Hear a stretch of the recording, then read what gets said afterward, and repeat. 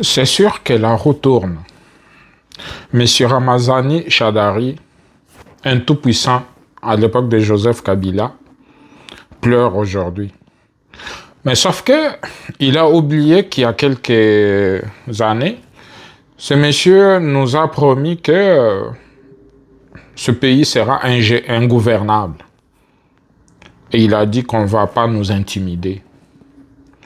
Mais aujourd'hui, lui qui nous avait promis qu'il avait de quoi inquiéter le pays, je pensais peut-être qu'il avait une foule terrible qui pouvait déstabiliser les institutions s'il lui arrivait de quoi.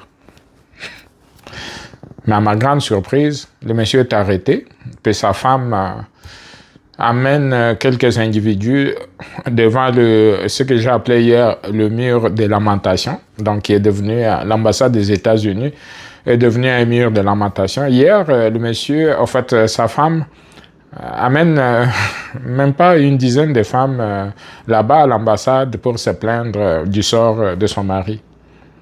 Mais moi, je pensais que son mari était un homme fort, que le PPRD était un parti de masse, qu'une fois leur leader de Chadari arrêté ou inquiété, qu'ils allaient sortir en masse. Mais à ma grande surprise, je vois que c'est quelques individus qui ont été payés probablement par la femme de Chadari pour aller plaider sa cause devant l'ambassade des États-Unis. Tout ça là nous renseigne quoi?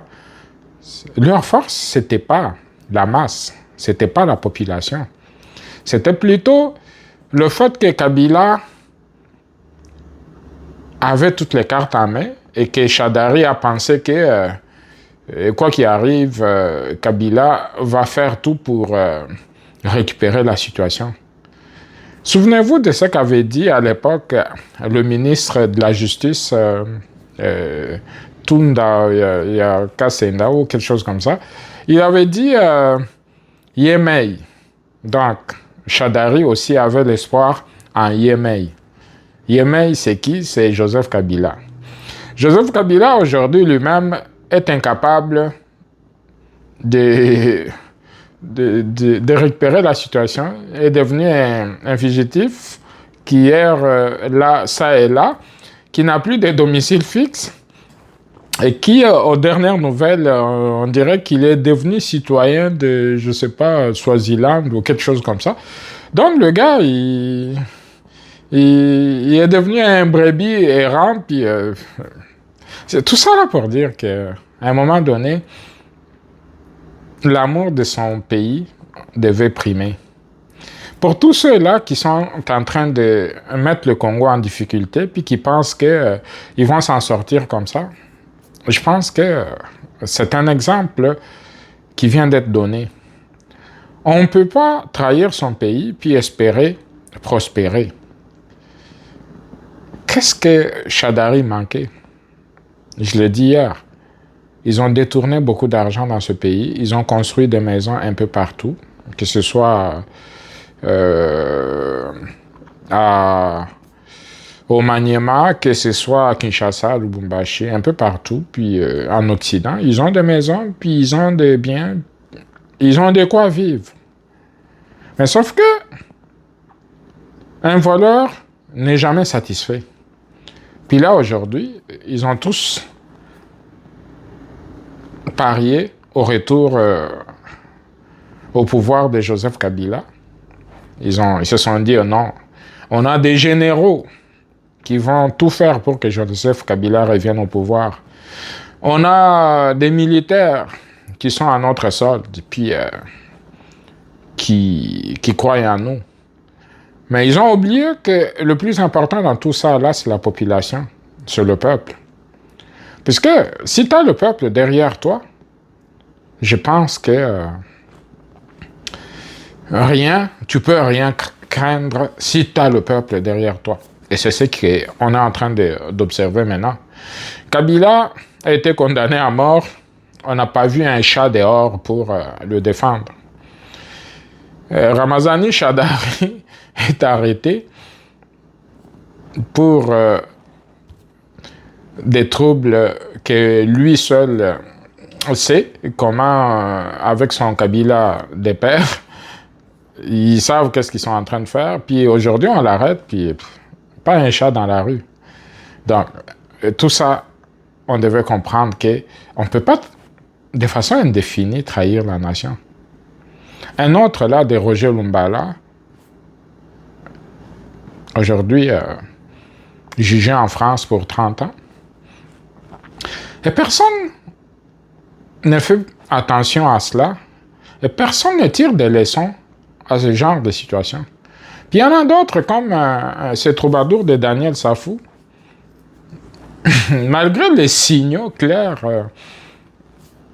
qu'on voit tranquillement et tous les jours, lui, il décide d'aller à Goma, puis d'aller se sacrifier pour rien. La guerre est déjà finie. Ce qui reste là, c'est après l'enfantement, il y a toujours des douleurs résiduelles qu'une femme qui vient d'accoucher ressent. Et c'est la période que le Congo est en train de traverser maintenant. Mais pendant que tout est fini, puis il y en a d'autres qui veulent sacrifier leur vie en allant s'associer ou en allant se faire voir à côté, aux côtés de l'ennemi. Tiens. Un Daniel Safou qui, tout est fini, puis lui, il atterrit à Goma. Mais là, les autres sont en train de partir, et je ne sais pas où il va partir, lui. Il va aller aussi à Kigali, ou il va aller où? Vous voyez comment les gens se créent des situations très compliquées quand ce n'est pas le moment. Ramazani Shadari, un professeur d'université, et là, tout se passe très bien pour lui à Kinshasa, puis il a la vie aisée de par leur maître Kabila. Puis lui, au moins, la chance d'être à Kinshasa pendant que Kabila est en train d'errer ça et là, puis il a laissé le Kingakati, puis tout ce qu'il a fait au Congo. Puis il a décidé d'aller récupérer son pouvoir comme il pensait que le pouvoir là, nous autres Congolais, 120 millions d'habitants, nous aussi, on ne peut pas espérer ou bien postuler pour devenir président. Non, le pouvoir est réservé à quelques individus, dont lui, le Fayoulou, puis le Tshisekedi, puis non, le Congo est grand, puis une fois que tu as servi le pays, puis tu passes, puis tu laisses la place à d'autres qui viennent, qui devaient venir aussi avec de nouvelles idées, et c'est comme ça qu'on fait progresser un pays. On ne se dit pas que après avoir régné 18 ans de pouvoir, puis tu penses que tu es le seul à connaître la recette et pour faire fonctionner. Et puis quand on regarde dans le passé, qu'est-ce que tu as fait dans les 18 ans de pouvoir là? Absolument rien. Donc, on ne comprend absolument rien. On n'apprend pas de nos erreurs du passé. Puis un autre que j'ai vu dans tout ça là, c'est Fayoulou qui sort pour dire qu'il condamne l'arrestation du troubadour de Shadari. Et c'est comme si, dans ce pays, puis les personnes ne comprennent pas, ou bien on fait exprès de ne pas respecter la loi. La loi, c'est la loi, puis elle s'applique à tout le monde. Le parti des Shadari a été radié, puis là, le gars continue à exercer des activités de nature à perturber la quiétude des citoyens ou à vouloir une insurrection. Mais ce gars, on l'arrête, puis un autre Fayoulou vient puis pour le défendre. Avant de défendre quelqu'un, là, il ne faut pas juste venir nous dire que non, je suis politicien connu, puis écoute, il faut que je prenne la partie d'un gars de l'opposition, entre guillemets, puisque le gars, il n'est même plus de l'opposition, c'est un rebelle quand tu complotes contre ton pays. Mais là, toi, tu t'es dit opposant.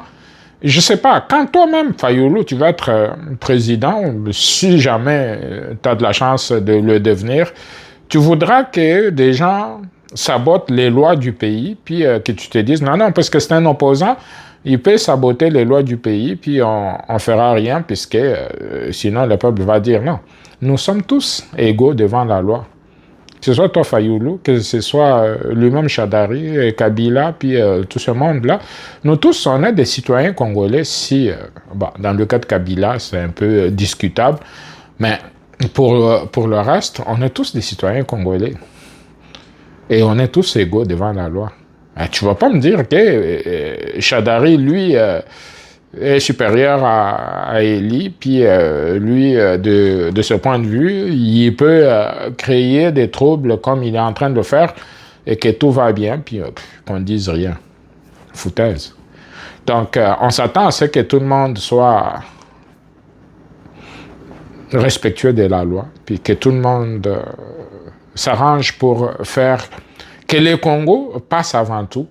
Mais si on ne fait pas ça, puis on se croit tout permis, il va arriver des situations comme ça.